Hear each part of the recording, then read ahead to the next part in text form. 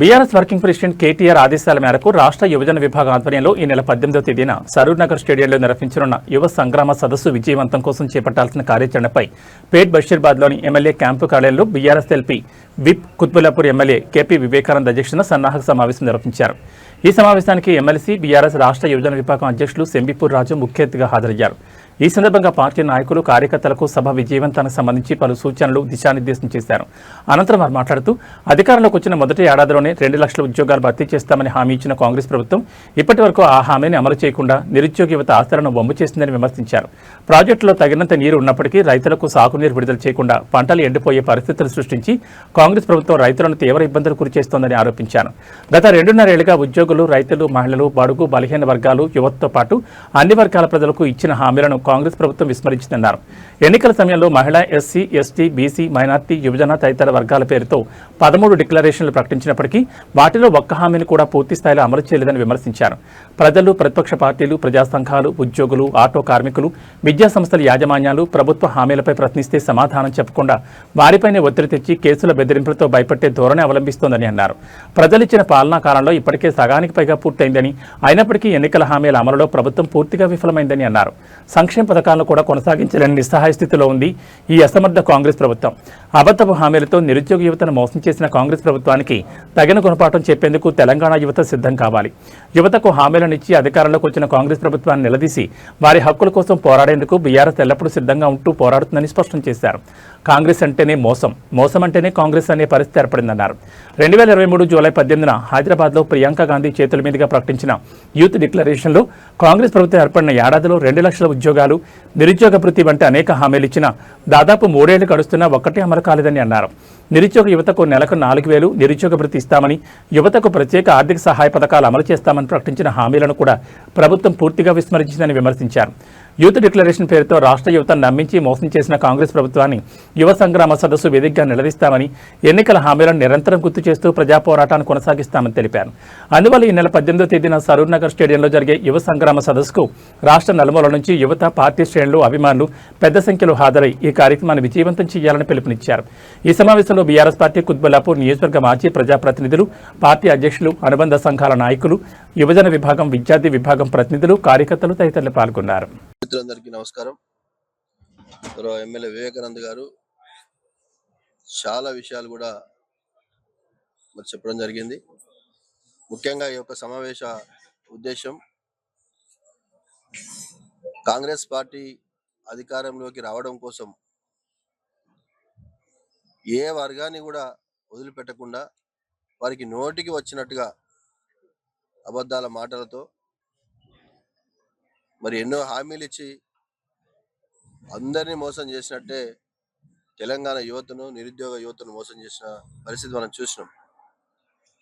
Congress party ఏ ground నుంచి అయితే, ఏ వేదిక నుంచి అయితే తెలంగాణ యువతకు మోసం చేసే కార్యక్రమాలు ఇచ్చిందో ఎమ్మెల్సీలు అందరూ కూడా పోస్టరావిష్కరణ చేసి ఒక సభను అనౌన్స్ చేయడం జరిగింది. ఈ యొక్క సభకు బీఆర్ఎస్ పార్టీ వర్కింగ్ ప్రెసిడెంట్ గారు కేటీఆర్ గారు ముఖ్య అతిథిగా విచ్చేస్తారు. ఈ యొక్క వేదిక ద్వారా తెలంగాణ యువతకు, నిరుద్యోగులకు అందరూ కూడా ఒకటి విజ్ఞప్తి చేస్తూ ఉన్నాం. ఏ రకంగా కాంగ్రెస్ పార్టీ మోసం చేసిందో వాళ్ళు ఈ రాష్ట్ర నాయకత్వం చెప్తే నమ్మదని చెప్పేసి ఢిల్లీ నుంచి తీసుకొచ్చి ప్రియాంక గాంధీ ద్వారా మరి వారు ఇచ్చిన హామీల్ని ఇప్పటి వరకు నెరవేర్చకపోవడం, వారికి గుర్తు చేసే ఒక కార్యక్రమాన్ని ప్రతిపక్షంగా బీఆర్ఎస్ పార్టీ గత 2.5 సంవత్సరాలుగా ఏ రకంగా పోరాటం చేస్తూ ఉందో మనం చూస్తూ ఉన్నాం. మరి వారు ఒక్కటి కాదు, వారిని అరెస్ట్ చేస్తూ ఉన్నారు. ఈరోజు అంగన్వాడీలను కావచ్చు, రైతులను కావచ్చు, ఆశా వర్కర్లను కావచ్చు, ఎక్కడన్నా వారికి ఉన్నటువంటి హక్కు నిరసన తెలిపే కార్యక్రమం చేస్తూ ఉంటే ఈ ప్రభుత్వం ఏ రకంగా అరెస్ట్ చేస్తూ ఉందో చూస్తూ ఉన్నాం. సభ్య సమాజం తల వంచుకునే విధంగా, సిగ్గుపడే విధంగా ఈ రాష్ట్ర ముఖ్యమంత్రి గారి భాష ఉంది, మనం చూస్తూ ఉన్నాం. ఒక రిటైర్ ఇంజనీర్లను ఏమని మాట్లాడుతున్నాడు ముఖ్యమంత్రి గారు? బెల్ట్ ట్రీట్మెంట్ ఇవ్వాలని మాట్లాడుతూ ఉన్నారు. ఇన్ని హామీలు ఇచ్చి మోసం చేసిన ఈ ముఖ్యమంత్రికి, ఈ ప్రభుత్వానికి బెల్ట్ ట్రీట్మెంట్ ఇవ్వాల్సిన అవసరం ఉంది. తెలంగాణ యువత అందరూ కూడా సరూర్ నగర్ గ్రౌండ్ నుంచి ఆ కార్యక్రమం చేయాల్సిన అవసరం ఉంది. ఎవరికి ఇవ్వాలి బెల్ట్ ట్రీట్మెంట్? ఇస్తే మోసం చేసిన మీకు కదా, అబద్ధాలు ఆడిన మీకు కదా. మొత్తం సమాజాన్ని, తెలంగాణ సమాజాన్ని అంతా కూడా మోసం చేస్తూ ఉన్నారు కదా. మోసం కాంగ్రెస్ పార్టీ కొత్త కాదు, మనకు తెలుసు. గతంలో కూడా కాంగ్రెస్ పార్టీ ఏనాడు కూడా ఇచ్చిన మాట మీద లేదు. అది తెలంగాణ ఉద్యమంలో, తెలంగాణ రాష్ట్రంలో మరి కాంగ్రెస్ పార్టీ అధికారంలోకి వచ్చిన తర్వాత రాష్ట్రంలో అన్ని వర్గాల ప్రజలను మోసం చేస్తూ అన్ని వర్గాల ప్రజలని మరి ఇబ్బంది పెడుతూ వస్తున్నటువంటి తరుణం. మరి గతంలో కేసీఆర్ గారి పాలనలో ప్రజలు సుపరిపాలన చూస్తే మరి ఈరోజు ఈ రాష్ట్ర ప్రజలు రాక్షస పాలన చూస్తూ ఉన్నారు. ఈ కాంగ్రెస్ పార్టీ యొక్క రాక్షస పాలన చూస్తూ ఉన్నారు. మరి కేసీఆర్ గారి హయాంలో రాష్ట్రం అంతా కూడా సస్యశ్యామలంగా అన్ని వర్గాల ప్రజలు, రైతాంగం కానివ్వండి, యువత కానివ్వండి, మహిళలు కానివ్వండి, సంబంధ వర్గాలు కానివ్వండి, అన్ని వర్గాల ప్రజలు సంతోషంగా ఉంటే ఈరోజు పరిస్థితి మరి దిగజారిపోయి ప్రజలు నరకయాతన పడుతున్నటువంటి సందర్భం. ఈ కాంగ్రెస్ పార్టీ ఏ ఒక్క హామీని కూడా నెరవేర్చుకుంటా తాము ఇచ్చినటువంటి అన్ని వాగ్దానాలన్నింటినీ కూడా తుంగలో తొక్కి ప్రజలని నరకయాతనని చూపెడుతూ, నరకం చూపెడుతూ, ఇబ్బంది పెడుతూ వస్తున్నటువంటి సందర్భం మనం చూస్తూ ఉన్నాం. రాష్ట్రంలో రైతాంగం అంతా కూడా మరి ఏ రకంగా కొట్టుమిట్టాడుతూ ఉన్నారో చూస్తూ ఉన్నాం. ఏ రకంగా సరైనటువంటి వ్యవసాయానికి నీళ్లు లేక, సరఫరా చేయలేక ప్రభుత్వం ఇంత ఘోరంగా విఫలమైందో చూస్తూ ఉన్నాం.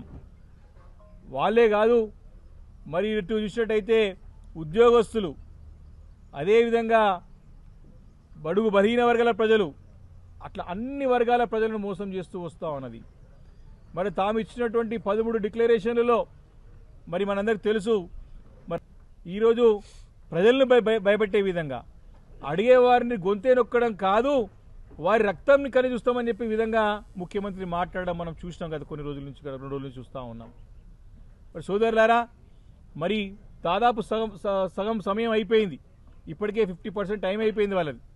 మరి ఏమి చేయలేకపోయినారు, పూర్తిగా విఫలమైనది.